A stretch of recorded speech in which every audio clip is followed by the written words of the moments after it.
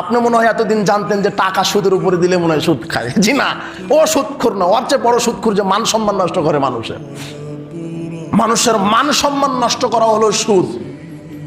এটা আল্লাহর নবী বলছেন, হাদিসটা আবু দাউদের 4876 নম্বর হাদিসে আছে।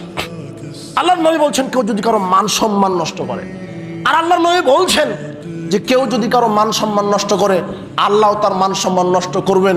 আল্লাহু ফি জাওফির আহলি, যদিও সে মঙ্গল গ্রহে থাকে, বাহনের পেটের মধ্যে থাকে, তবুও তার মান সম্মান নষ্ট করবেন, তাকে জাহান্নামে দিবেন।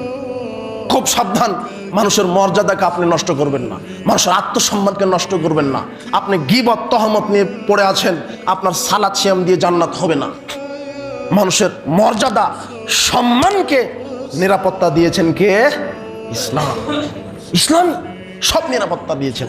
ইসলাম নারীর মর্যাদা দিয়েছে, ইসলাম নারীর নিরাপত্তা দিয়েছে, পিতামাতার, শ্রমিকের অধিকার দিয়েছে। আল্লাহ নবী বলছেন যে শ্রমিকের গায়ের ঘাম শুকানোর পূর্বে তার মূল্যটা দিয়ে দাও।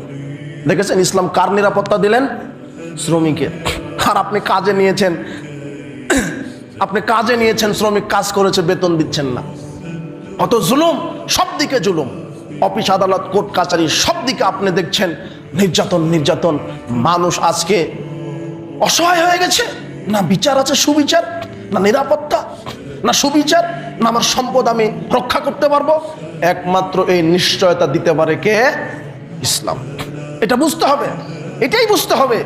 যেদিন এই দেশের মানুষ বুঝবে যে একমাত্র কল্যাণের দিন হচ্ছে ইসলাম, আর ঈমান ছাড়া বাঁচার কোনো পথ নেই দুনিয়া ওয়াল আখিরা, দুনিয়াতে এবং আখিরাতে, সেই দিনই এই দেশের মানুষ নিরাপদ পাবে, বিশ্ব মুসলিম নিরাপদ পাবে।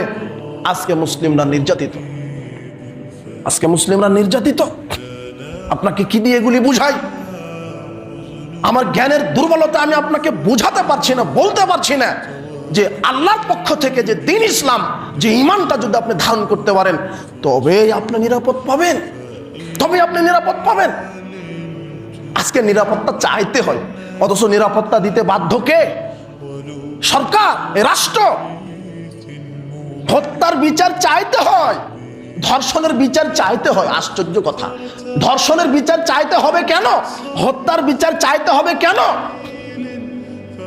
হাজার হাজার মানুষ, হাজার হাজার গাড়ি রোডে জ্যামে থাকবে কেন?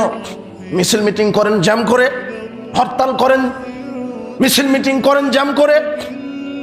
1000 গাড়ি যদি 1 ঘন্টার জন্য যদি দাঁড়িয়ে থাকে তাহলে হাজার হাজার লিটার তেল পড়বে।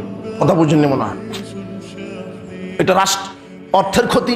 1000 শ্রমিক যদি 1 ঘন্টা কাজ করতে না পারে তাহলে কতদিন পিছিয়ে গেল? কথা বুঝেননি মনে হয়? বুঝবেন কি করে? আপনার নেতা নির্বাচন করতে এই করা লাগে, হরতাল মিছিল মিটিং করা লাগে, ওকে মারো ওকে ধরো।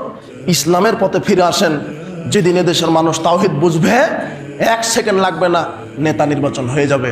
সেই দিনই এই দেশে ইসলাম যখন কায়েম হবে, মানুষ নিরাপদময় হবে, নিরাপত্তা পাবে। এই জন্য মানবাধিকার প্রতিষ্ঠায় দ্বীন ইসলাম এবং ঈমানের গুরুত্ব অপরিসীম। ইসলামকে ধারণ করবেন, দ্বীন ইসলামকে ধারণ করবেন, ঈমানকে ধারণ করবেন, লালন করবেন। আল্লাহ সুবহানাহু ওয়া তাআলা আমাদেরকে সেটা তৌফিক দান করুন।